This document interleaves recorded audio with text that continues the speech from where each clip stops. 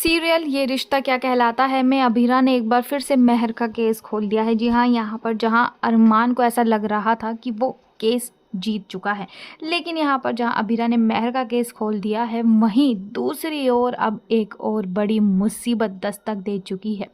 जी हाँ, यहाँ पर अरमान बताने जा रहा है संजय को कि किस तरह से कृष शराबियों के साथ बैठकर शराब पी रहा होता है, और वो दो लड़के कोई और नहीं वही हैं जिन्होंने पहले अभीरा को परेशान किया था, और परेशान करने के बाद अभीरा ने उनकी खूब अच्छे से पिटाई करी थी। अब वो लड़के अभीरा से बदला लेने के लिए कृष को सिर्फ और सिर्फ मोहरा बना रहे होते हैं।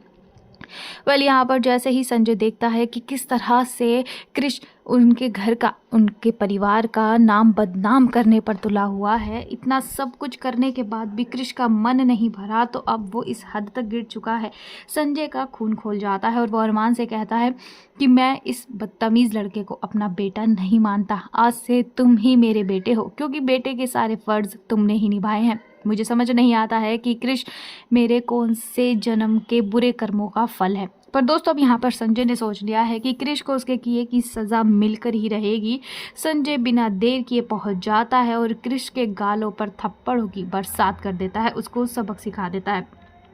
पर दोस्तों, लग रहा है कि कृष पर तो किसी बात का असर ही नहीं होगा, क्योंकि कृष के अगर चाहे एक मार लो या लाख, पर कृष नहीं सुधरने वाला, क्योंकि कृष ने कसम खा ली है कि चाहे कुछ भी हो जाए वो पोद्दार परिवार का नाम और बंसल परिवार का नाम डुबो कर ही रहेगा।